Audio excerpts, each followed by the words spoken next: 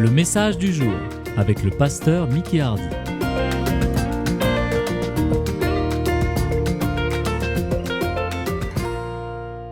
Ce matin, je voudrais vous encourager. Vous savez, dans l'Épître aux Thessaloniciens, quand Paul parle de l'avènement de Jésus-Christ, de l'enlèvement de l'Église, à la fin complètement, il dit « Consolez-vous donc les uns les autres par ces paroles. »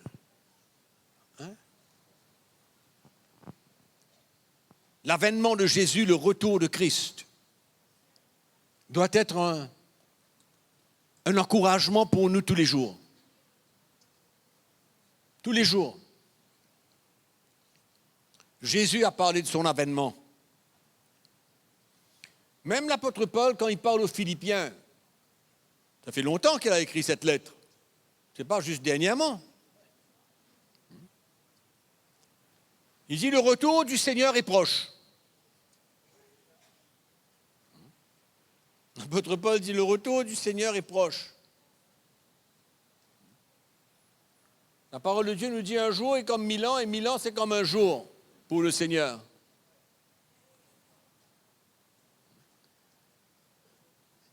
Et mes frères et sœurs, le temps de l'Église se termine très bientôt. Le temps de l'existence de l'Église sur terre va se terminer bientôt.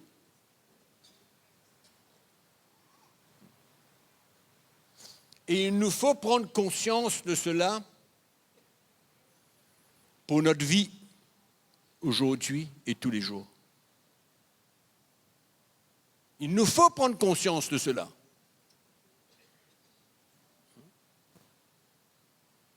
Et Paul dit aux Thessaloniciens, consolez-vous les uns les autres par ces paroles.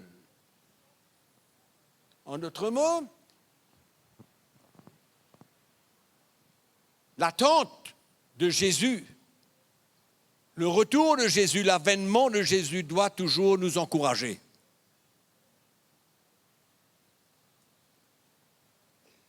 Au temps de l'apôtre Paul, il a dit, le retour est proche, 2000 ans. Se sont écoulés. 2000 ans se sont écoulés. Mais Jésus a parlé, les apôtres ont parlé, les prophètes de l'Ancien Testament ont parlé de ce jour. Jour de l'avènement de Jésus, de son retour, pour prendre l'Église avec lui. C'est ce jour-là que sera la fin. La fin de l'époque, du temps de l'Église sur la terre. Et commencera par la suite une autre époque, une autre ère, un autre temps. Mais pour l'Église, le temps de l'Église sur la terre est court. Personne ne connaît, mais la parole de Dieu nous enseigne que nous ne pouvons pas oublier et ne pas toujours penser et être encouragés par l'avènement de notre Seigneur Jésus-Christ, par le retour du Seigneur pour prendre avec lui, enlever son Église avec lui. C'est notre consolation, c'est notre espérance.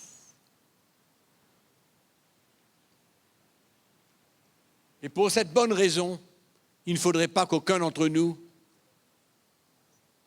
ne dorme, ne soit sec, tiède, mais que nous soyons à l'œuvre quand le Maître retourne. Que nous soyons à l'œuvre. Servons le Seigneur, quelque part. On ne sera peut-être pas ensemble à la même place. Mais dans un instant, nous serons tous enlevés. Alléluia. Donc le temps de l'Église va se terminer bientôt. Et il y en a beaucoup d'indications qui le prouvent. Ouvrons notre Bible dans l'Évangile de Matthieu, au chapitre 24. Jésus parle longuement de l'avènement du Fils de l'homme, ou alors de son avènement. Il parle longuement là-dessus. Et il nous donne des indications.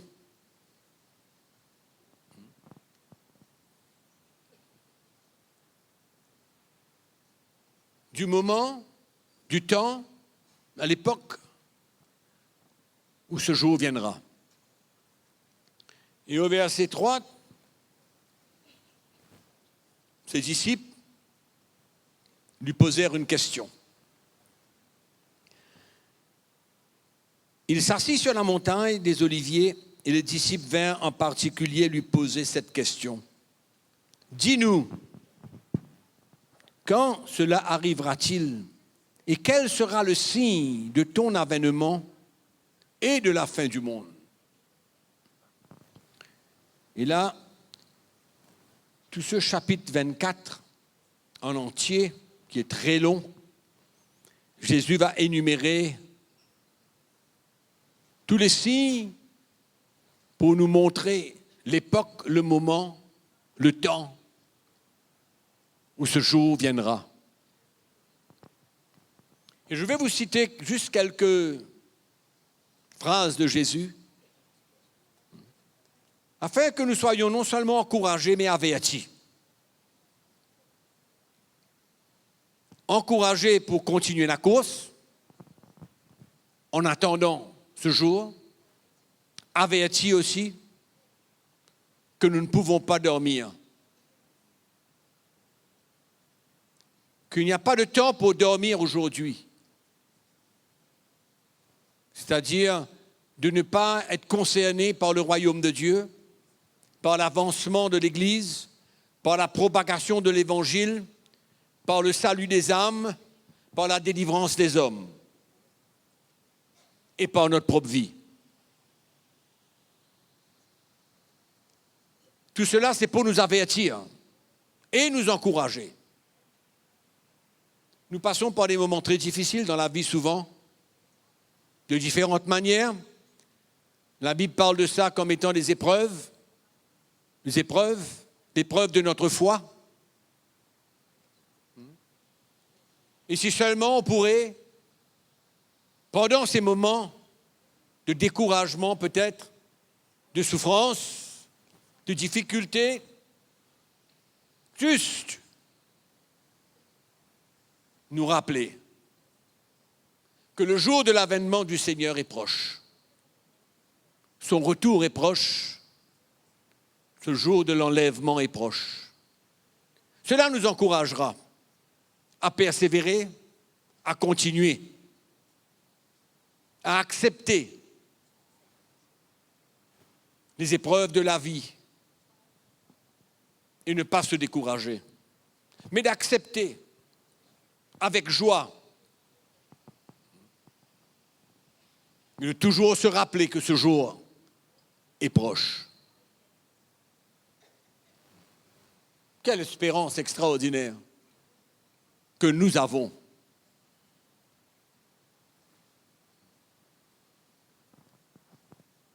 La vie du chrétien va devenir de plus en plus dure et difficile. Difficile pourquoi? Parce qu'il nous faudra nous assurer de demeurer sur ce chemin étroit qui est devant nous.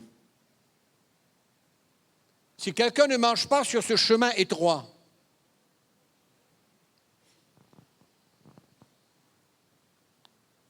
c'est dangereux pour lui. Parce que le chemin étroit, c'est le chemin qui mène à la vie. C'est le chemin qui mène à la vie. Et il faut nous assurer en attendant de ce jour. Qui sait? L'iniquité s'est accrue d'une telle manière dans les dernières années. Le péché est partout. Partout. Et c'est un des signes que Jésus nous donne pour nous faire ressentir que le jour est proche. Il y a beaucoup de chrétiens qui tombent, qui abandonnent la course, qui retournent dans le monde, qui vivent comme le monde, qui ne sont pas prêts à marcher sur ce chemin étroit et donner leur vie. Ils ne sont pas prêts.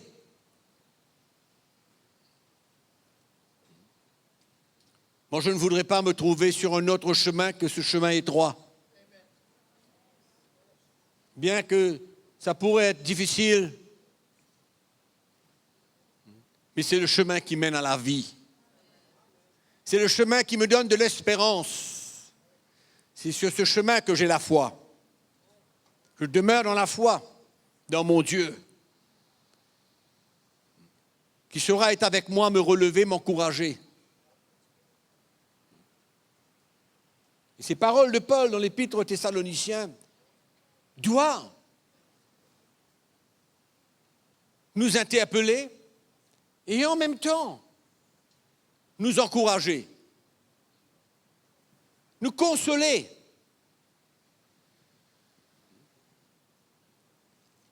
Consoler. Ça veut dire quoi? Quand on parle de consolation, mais ça veut dire que nous traversons des moments où nous avons besoin d'un encouragement, d'être relevés.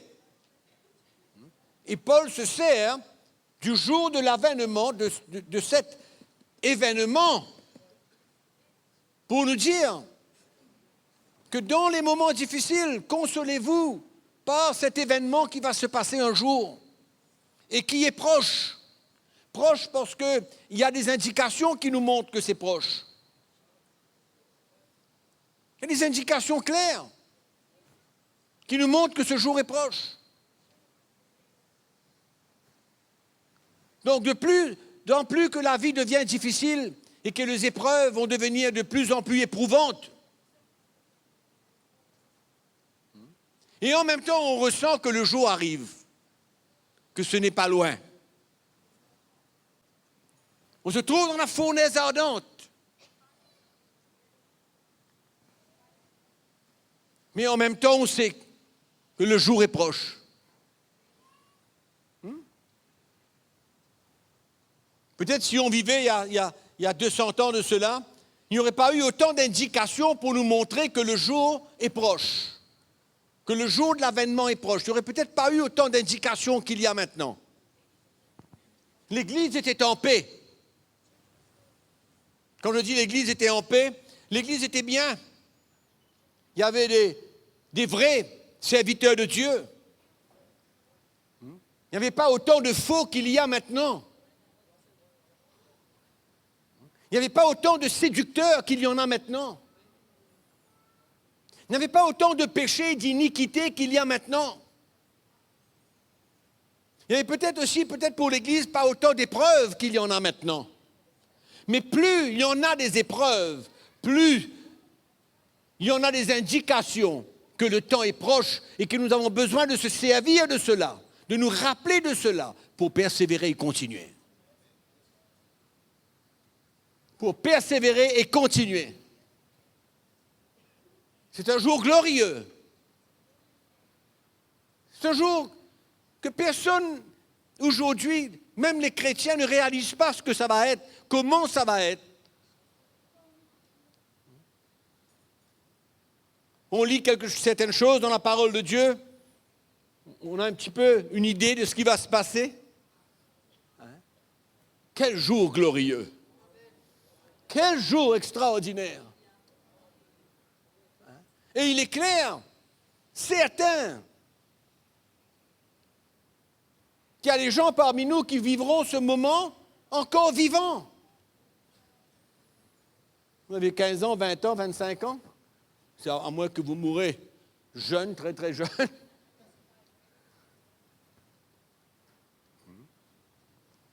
vrai. Les temps sont durs et deviendront de plus en plus durs, mais le jour est de plus en plus proche. Consolons-nous les uns les autres par ces paroles que l'apôtre Paul a dit aux Thessaloniciens. Et il décrit le jour de l'avènement du Seigneur Jésus. Consolons-nous par ces paroles.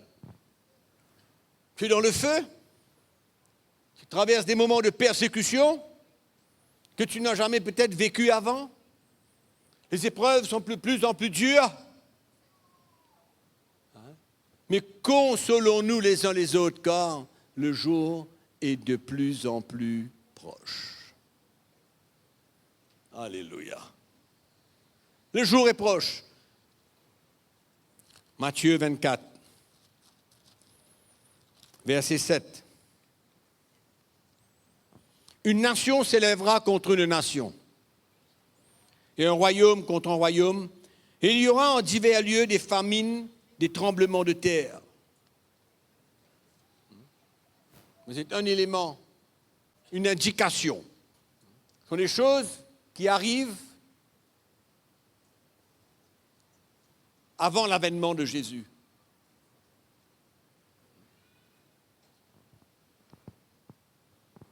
Et ces jours sont là. Il y a des manifestations naturelles extraordinaires qui se passent dans le monde aujourd'hui que les scientifiques finissent par expliquer, mais qu'ils ne s'attendaient pas que ça pouvait arriver. Ils arrivent à expliquer avec leur petite intelligence. Ils croient pouvoir tout expliquer. Mais des choses qu'ils n'avaient pas prévues. Imprévisibles. Imprévisibles. Qui se passent aujourd'hui. Des famines, des tremblements de terre. Les gens qui se posent la question, pourquoi Dieu permet tout ça? Pourquoi Dieu permet autant de famines, autant de personnes qui meurent de faim par milliers dans le monde? Pourquoi des tremblements de terre qui tuent des familles entières? Pourquoi des tsunamis qui ravagent les côtes de certains pays? Pourquoi autant de malheurs? Parce qu'il y a trop d'iniquité. Il y a trop de péchés.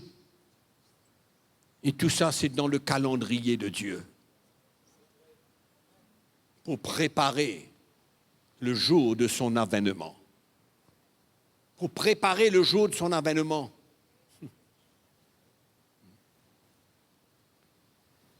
C'est vrai qu'on parle de grand réveil. C'est vrai qu'on parle de grand réveil pour sauver beaucoup d'âmes. Oui, c'est vrai. Mais il y a aussi une grande ruine dans le monde. Il y a aussi des catastrophes extraordinaires dans le monde. Il y a des malheurs, une tristesse, des souffrances inexplicables dans le monde tous les jours aujourd'hui. Dieu sait ce qu'il fait. Dieu sait pourquoi il permet toutes ces choses. C'est une préparation. Une préparation qu'il avait prévue depuis bien avant. Il y a 2000 ans, Jésus était sur terre. Il y a 2000 ans, il a parlé. Il y a 2000 ans, il a prévenu. Il y a 2000 ans, il a donné des indications claires de ce qui va se passer dans les temps proches avant son retour. Et aujourd'hui, nous sommes là dans ce monde. Qui aurait cru que nous allons vivre ces moments que Jésus a prescrits, qui devaient arriver avant le jour de son avènement. Nous sommes témoins de cela aujourd'hui. Nous sommes témoins. Le verset 11. Plusieurs faux prophètes s'élèveront et ils séduiront beaucoup de gens. Quelle multiplication de faux docteurs, de faux prophètes, de faux apôtres, de faux serviteurs. Multiplication. Et qui emmène des fausses doctrines et de la séduction pour séduire les enfants de Dieu. Et c'est vrai que c'est une séduction. Pourquoi? Parce que c'est impossible pour que quelqu'un de normal puisse faire des choses que certains prédicateurs leur demandent de faire. Il faut être séduit pour pouvoir accepter de faire ces choses-là. Non? Parce que quelqu'un de normal ne peut pas faire ce que beaucoup de prédicateurs demandent de faire. Non. Donc c'est une vraie séduction. Et qu'est-ce que Jésus a dit? Plusieurs faux prophètes s'élèveront et ils séduiront beaucoup de gens. Les non-chrétiens n'ont pas besoin d'être séduits. C'est le peuple de Dieu qui est séduit pour détourner leur cœur de Jésus, de la vérité de l'Évangile, du vrai message de Christ. Et qu'est-ce que nous voyons dans ce monde d'aujourd'hui? Exactement cela. Exactement cela. Il y a un mélange, il y a un compromis. Il y a une chrétienté aujourd'hui qui permet aux gens, aux chrétiens, d'être tellement confortables, de se cacher derrière la grâce de Dieu et le pardon de Dieu pour vivre comme ils veulent. Ils vivent comme le monde. Alors Jésus, ça va, gloire à Dieu, merci Seigneur, et puis ils vivent comme le monde. Mais Jésus a dit, on ne peut pas vivre deux vies à la fois. Ce n'est pas possible. Ils gardent leur vie pour eux-mêmes. On va pas aller bien loin comme cela. Donc il y a de la séduction en abondance. En abondance. Et nous avons besoin d'être avertis de cela. Parce que le chrétien, il aime toucher un peu partout, partout. Écoutez M. X, écoutez M. Y, écoutez M. Z, écoutez A, écoutez B, écoutez C. Ils écoutent tout le monde. Finalement, il y a un tel mélange. Et finalement, ils finissent par être séduits. Et ils ne demeurent pas dans la saine doctrine, sur le chemin étroit. Aujourd'hui, il y a un évangile, dans le monde, plusieurs qualités d'évangile qui acceptent que les chrétiens marchent sur un chemin large. Oui. Non seulement ils acceptent, mais ils disent marchez sur le chemin large. Jésus vous aime. Mais Jésus, lui, dit exactement le contraire, Jésus. Pourquoi je crois qu'au fur et à mesure, nous avons besoin de retrouver les paroles de Jésus et prendre au sérieux les paroles de Jésus. Pas les paroles des hommes, pas la parole d'un prédicateur, mais pas les paroles de Jésus.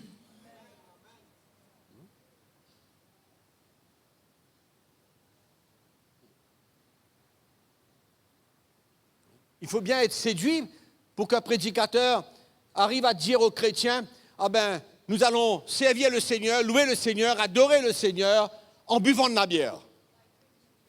Dans l'église. Chacun amène sa bière dans l'église. Gloire à Dieu. C'est la grande liberté. Mais il faut être séduit. Il faut être séduit pour accepter ça. Les chrétiens, ou alors ils ne lisent plus la parole de Dieu. Ou alors ils entendent des messages qui sont contraires à la doctrine de Christ. Vous savez combien de religions sont existantes aujourd'hui en se basant sur la Bible? Combien de religions? Je dis bien les religions. Parce qu'il y a tellement de compromis, de mélange.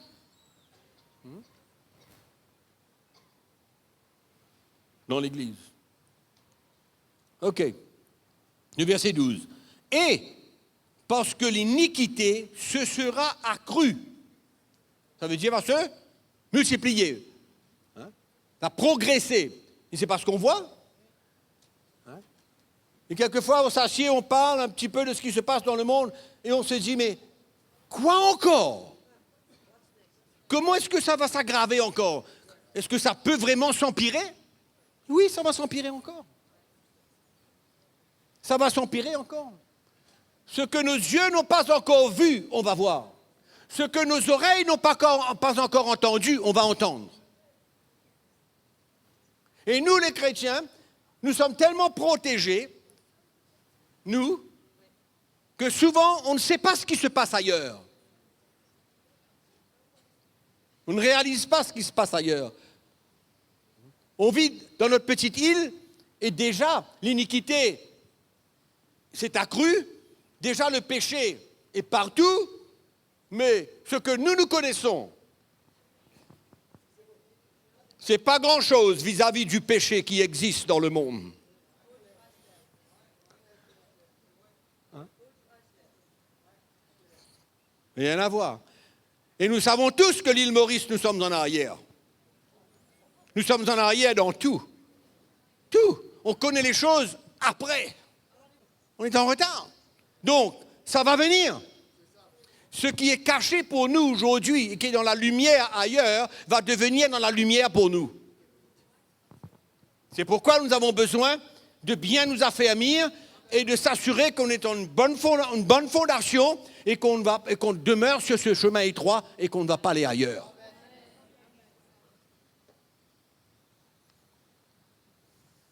C'est pourquoi nos fréquentations, nous avons besoin de les examiner. On a besoin d'examiner nos fréquentations. Qui je fréquente? Qui sont mes amis? Avec qui je vis? Qui sont mes vrais frères et mes vraies sœurs?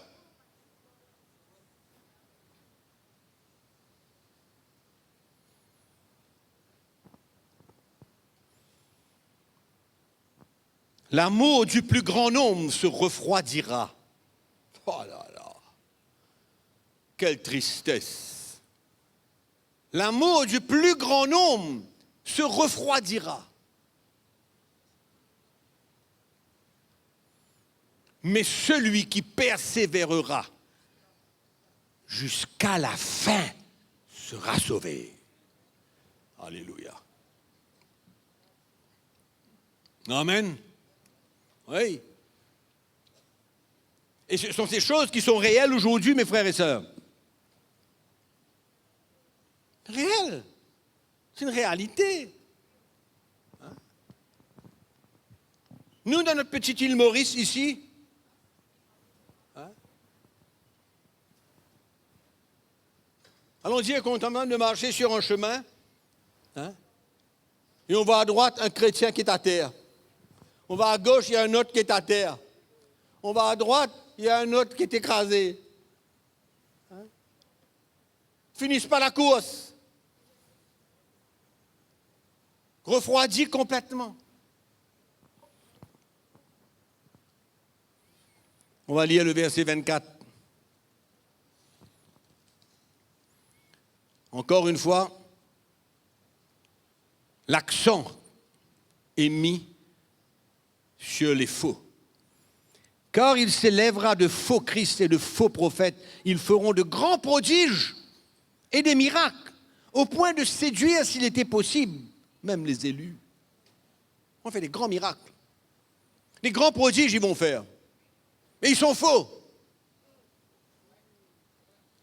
C'est pourquoi ne nous basons pas sur des choses qui se passent.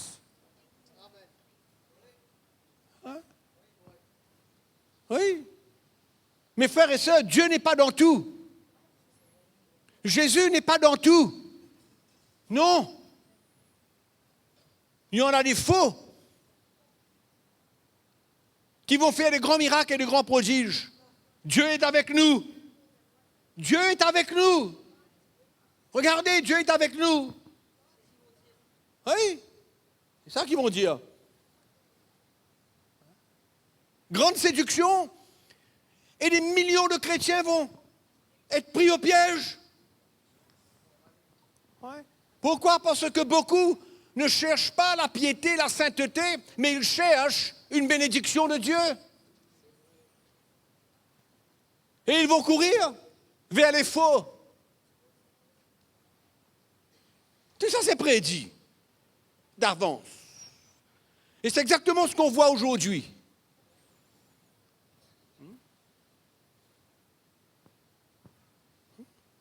Le vrai évangile ne sera pas accepté par tous. Croyez-moi. Le message de Christ,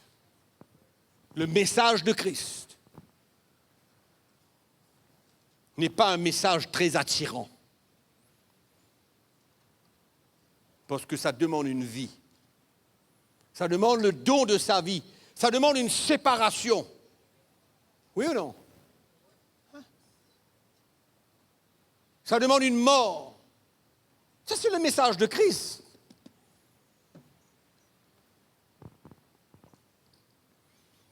Verset 29. Le soleil s'obscurcira, la lune ne donnera plus sa lumière, les étoiles tomberont du ciel, les puissances des cieux seront ébranlées. Alors le signe du Fils de l'homme paraîtra dans le ciel.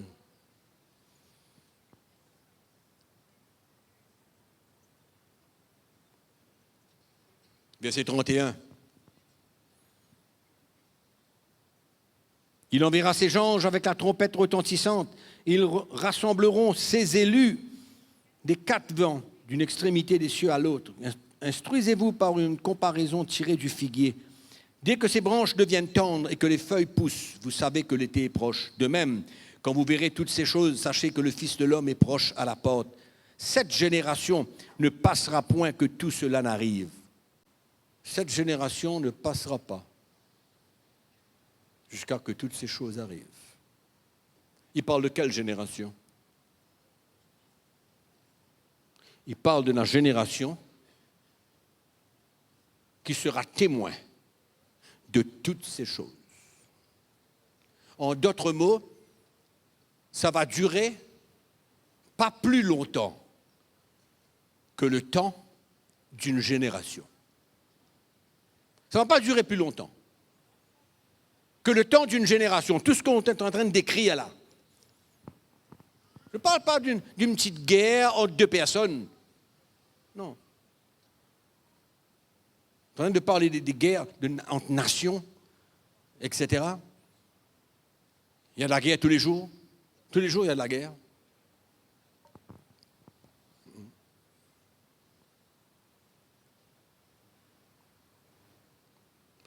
Verset 37. Ce qui arrivera du temps de Noé arrivera de même à l'avènement du Fils de l'homme. Qu'est-ce qui s'est passé au temps de Noé? C'était la grande fête, quoi? Ou bien ils étaient tous avec Dieu? C'était la grande débandade. C'était l'iniquité. C'était le péché. Qu'est-ce qu'il y avait dans ce temps? Moi, j'ai une idée de ce qu'il y avait dans ce temps. Quand je vois ce qui se passe aujourd'hui, comment je vois le mariage qui est déshonoré, je réalise ce qui se passait au temps de Noé. Je réalise ce qui se passait au temps de Noé. Dieu n'a pas accepté ces choses. Dieu n'était pas prêt d'accepter ces choses. Et il l'a prouvé en détruisant le monde. Donc il n'a pas accepté cela. Malheureusement, aujourd'hui, même dans la chrétienté, il y a des choses qui sont acceptées que Dieu n'accepte pas. Et il se cache derrière l'amour. L'amour de Dieu. Dieu aime. Dieu n'a jamais aimé le péché. Il aime le pécheur. Il aime le pécheur parce qu'il veut qu'il soit sauvé. C'est pourquoi il est venu donner sa vie. Il est venu donner sa vie pour sauver les pécheurs. Et ce qui arriva au temps de Noé arrivera avant l'avènement de Jésus.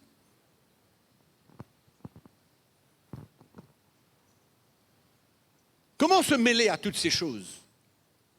Comment s'accorder avec toutes ces choses? Comment même se trouver dans la compagnie des hommes méchants? Rebelles. L'apôtre Pierre décrit le monde dans les derniers temps. Des hommes injustes, rebelles, etc., orgueilleux. Il y a une liste. Une liste.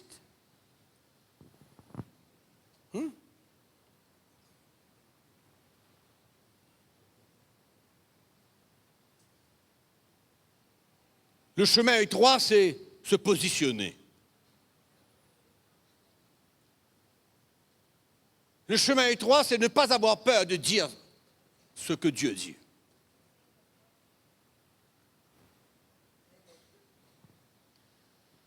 Oui. Le chemin étroit, c'est de s'exposer.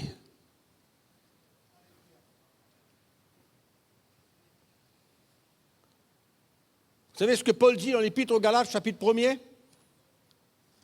Il dit une phrase quand il parlait de faux évangiles.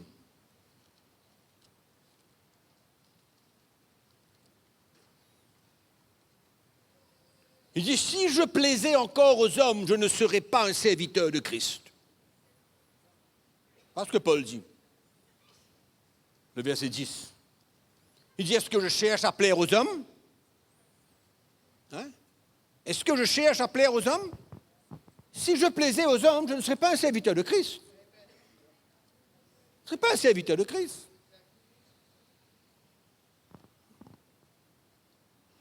Mais, en se positionnant, comme l'apôtre Paul a fait maintenant, nous les chrétiens, nous aurons des réactions, mais consolons-nous les uns les autres parce que le jour est proche. Le jour de la délivrance. La délivrance. Pas la délivrance des démons. Le jour de la délivrance. Où on n'aura pas à expérimenter quoi que ce soit comme épreuve, comme difficulté, comme souffrance. Hein? Parce qu'en un instant, nous serons changés. En un instant. C'est pourquoi Paul dit les souffrances du temps présent. Les souffrances du temps présent ne sont pas comparables à la gloire qui va suivre. Hein? C'est pourquoi le jour de l'avènement est un jour glorieux pour nous. C'est pas loin. Pourquoi garder sa vie? Pourquoi préserver sa vie entre-temps? Quand nous savons que ce jour est proche. Il n'est pas loin, il est proche. Il n'est pas loin. C'est le temps de donner sa vie. « 1 Corinthiens chapitre 15.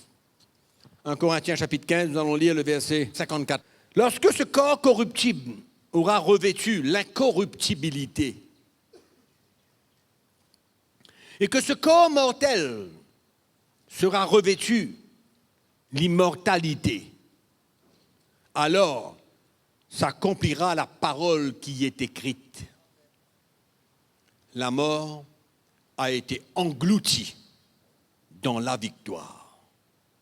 Ô mort, où est ta victoire? Où est ton aiguillon? » Amen.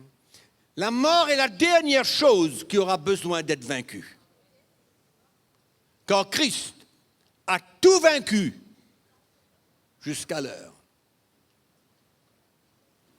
La mort est la dernière chose qui sera vaincue en ce jour où nous revêtrons l'incorruptibilité.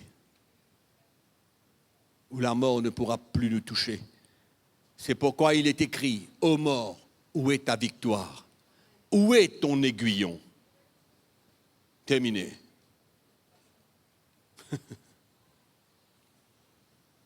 Et qu'est-ce que Paul dit après tout cela? Dans le dernier verset de ce chapitre, il dit ainsi, mes frères bien-aimés, soyez fermes. Hein?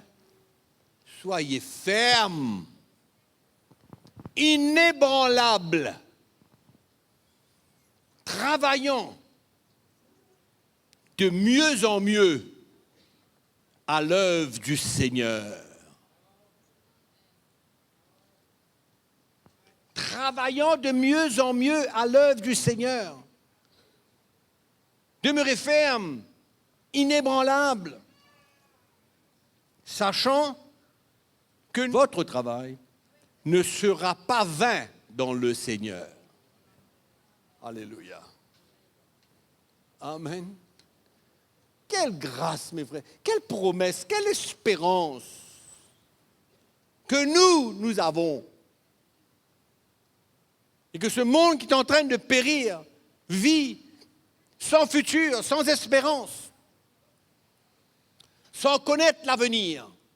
Nous connaissons l'avenir. Pas totalement, mais nous connaissons. Le jour du Seigneur est proche. Alléluia. Il est proche. Il est là. C'est pourquoi ne perdons pas de vue l'avènement. Appelons ça une doctrine, appelons ça comme vous voulez, une promesse. Mais ne perdons pas de vue l'avènement. Vous êtes dans un moment dur.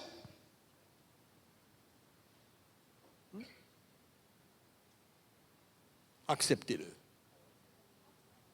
Le moment de l'avènement, le jour arrive pour nous délivrer complètement et nous libérer complètement. C'est pourquoi ces paroles de l'apôtre Paul sont tellement importantes pour nous. La vie chrétienne est dure? Oui. Pas toujours? Certaines fois, oui.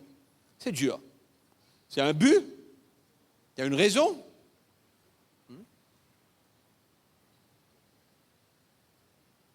On prend cette croix et on suit Jésus. Et on se rappelle toujours. Console ton frère. Il passe par le feu. Console-le. Ce n'est pas pour longtemps. Console ta sœur.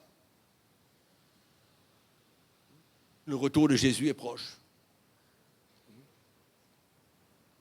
Je ne sais pas si l'apôtre Paul avait cette grande conviction quand il dit le jour du Seigneur est proche. Quand il a dit ça aux Philippiens il y a 2000 ans. Hein? Mais je crois que nous avons de quoi? Hein? Comme indication que nous pouvons librement déclarer. Et je crois que tous ceux qui étudient la parole de Dieu, les derniers temps, sont tous d'accord. Je ne crois pas qu'il y ait un de serviteurs de Dieu qui étudie les derniers temps, qui vous diront non, le jour de l'avènement n'est pas pour maintenant, c'est pour encore 1000 ans, 2000 ans. S'il y a une chose où l'Église est unie, peut-être pas beaucoup de choses, mais une chose, c'est que le retour du Seigneur est proche. Le retour du Seigneur, pour tous ceux qui croient, bien sûr. Le fondement est là. L'édifice est construit. Les preuves sont là. Les indications sont là. De la même manière que les temps vont être durs, c'est pourquoi il faut demeurer sur ce chemin étroit et prendre sa croix. En sachant, avec foi, et en ayant l'espérance que ce jour est à la porte. est proche. Pourquoi il faut demeurer ferme, comme Paul dit, inébranlable, travaillant, se mettant à l'œuvre de mieux en mieux, travaillant de mieux en mieux à l'œuvre du Seigneur.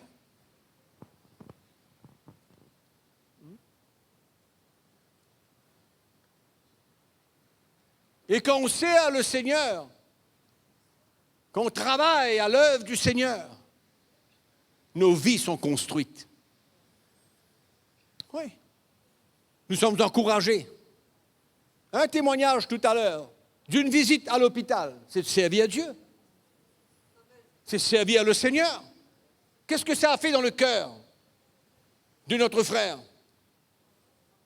et des autres? Encouragés à continuer. Que finalement la vie chrétienne est excitante. Être un serviteur, être un témoin, être un instrument dans la main de Dieu pour aller secourir ceux qui souffrent. Aller porter l'évangile à ceux qui sont incroyants aujourd'hui. Il y a tellement de choses. C'est pourquoi personne d'ici, personne ne doit vivre sa vie pour lui, seul, sans rien faire pour le royaume de Dieu. Sur quel chemin tu marches? Quel est ton chemin? L'âge? Les Champs-Élysées? Hein? Quel chemin tu marches? Ce genre de chemin-là, vous savez où ça mène? La Bible nous dit, Jésus a dit à la destruction. Voilà où ça emmène, à la destruction. Le plus qu'on se retire, le plus qu'on ne fait rien,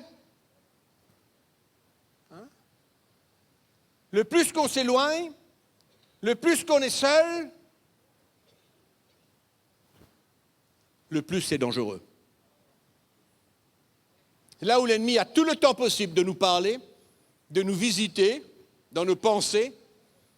Ah oui, il nous visite dans nos pensées. Ouais. La porte est grande ouverte. Il n'y a pas de chrétienté possible sans la famille de Dieu. Sans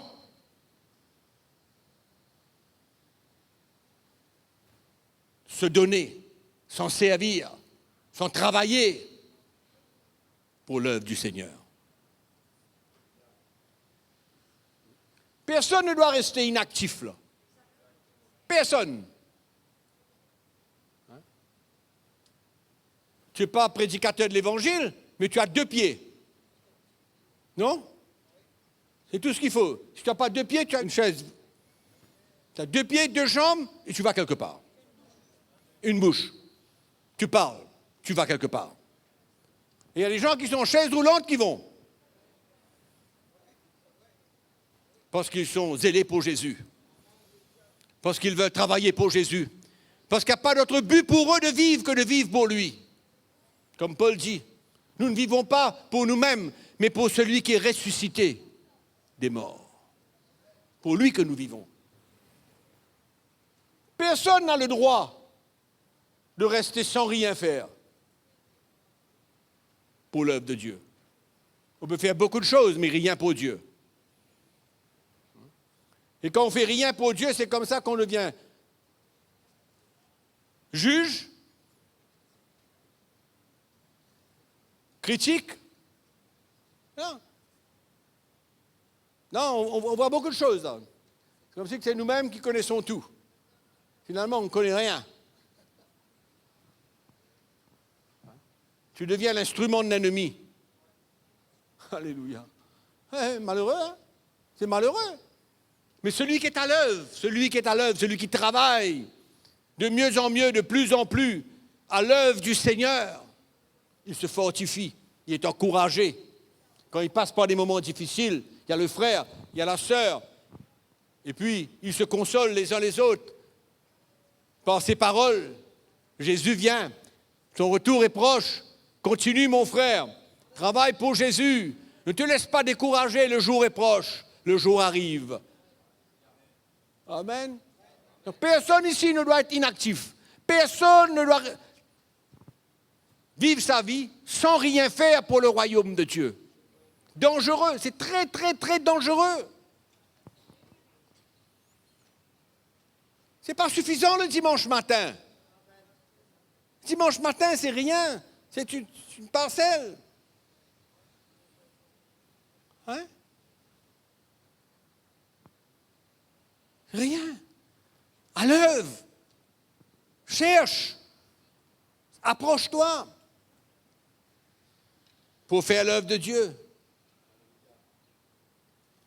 Hébreux chapitre 10, et je termine. Il parle de cette espérance. Que la vie sur la terre, c'est quelque chose. Mais il y a une qui vient après. Il y a une qui vient après. Amen. Regardez le verset 35 au chapitre 10. N'abandonnez donc pas votre assurance, à laquelle est attachée une grande rémunération. Ça veut dire quoi, rémunération? Récompense. Amen. On ne travaille pas pour le Seigneur en vain. Le Seigneur se rappellera toujours de ce qu'on a fait pour l'Église et pour le royaume de Dieu. Et il dit, afin qu'après avoir accompli la volonté de Dieu, vous obteniez ce qui vous est promis. Encore un peu de temps. Celui qui doit venir, il viendra. Voyez comment l'auteur là est en train d'encourager? Encourager ce peuple hébreu qui était éloigné. Quel est son encouragement? Fais face, mon frère. Continue. Après.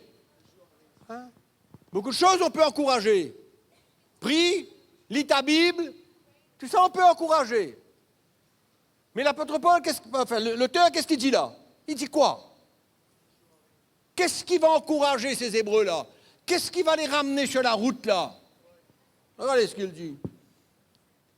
Car encore un peu de temps, celui qui doit venir viendra et il ne tardera pas.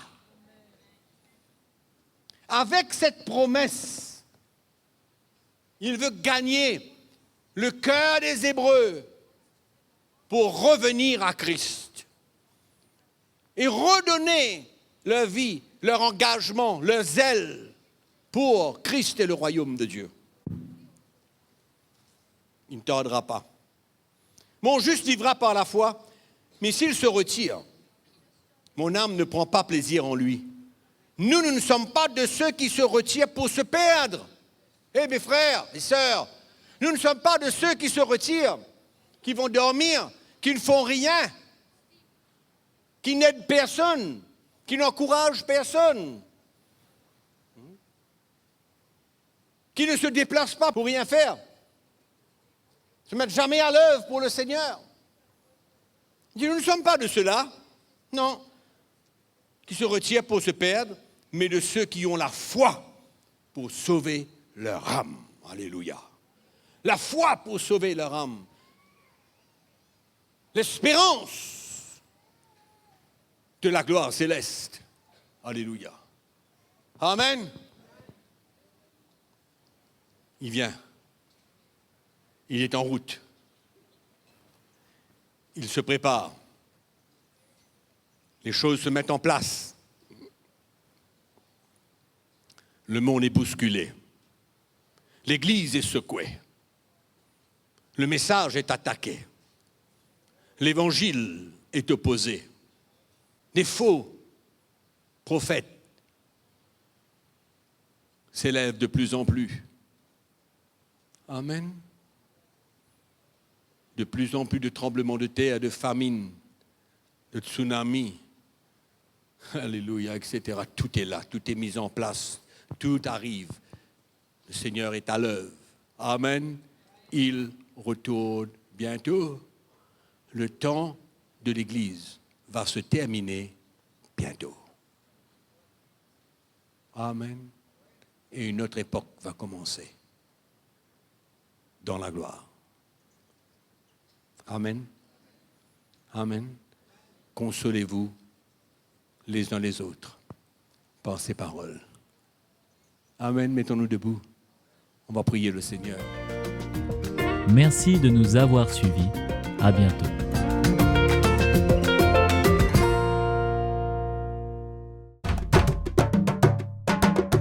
Pour plus d'informations, visitez le www.ctmi.org.